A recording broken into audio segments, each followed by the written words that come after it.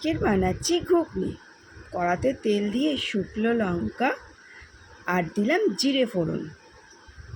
এবার জিরে ফোড়ন আর শুকনো লঙ্কাটা ভালো করে ভাজতে হবে।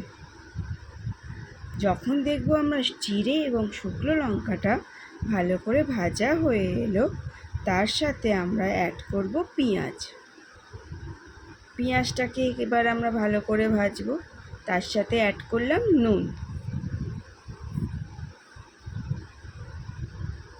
নুন দিয়ে ভালো করে আমরা নেড়ে চেড়ে নিলাম এবং ভালো করে যাতে ভাজা হয়।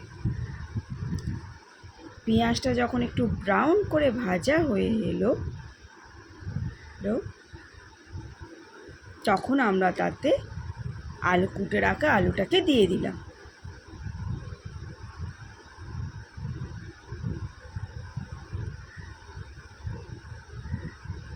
আলুটাকে ভালো করে নেড়ে চেড়ে নেব।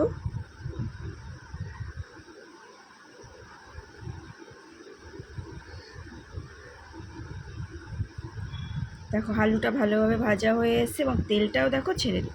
তাতে অ্যাড করলাম কুটে রাখা টমেটো,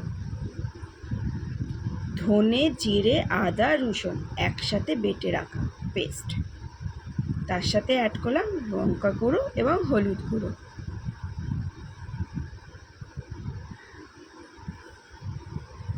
যাতে না মশলাটা পুড়ে যায় তার জন্য একটু জল অ্যাড করে দিলাম।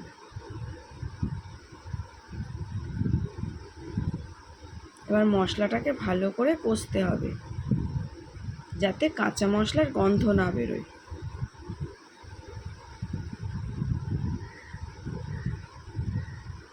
দেখো মশলা থেকে আস্তে আস্তে তেল ছাড়তে আরম্ভ করে দিয়েছে।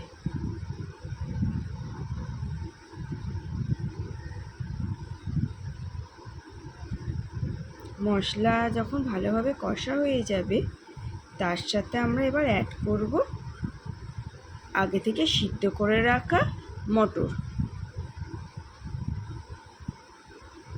মটরটাকেও ভালো করে নেড়ে চেড়ে নিতে হবে। এতে আমরা জলটা অ্যাড করাটা ভুলে গেছি। যখন হয়ে আসবে তাতে দেবো গরম মশলা,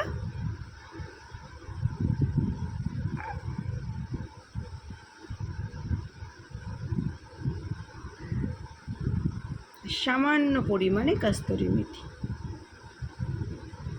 দিয়ে হালকা করে আমরা একবার নেড়ে নেব। আমাদের রেডি হয়ে গেল ঘুগনি।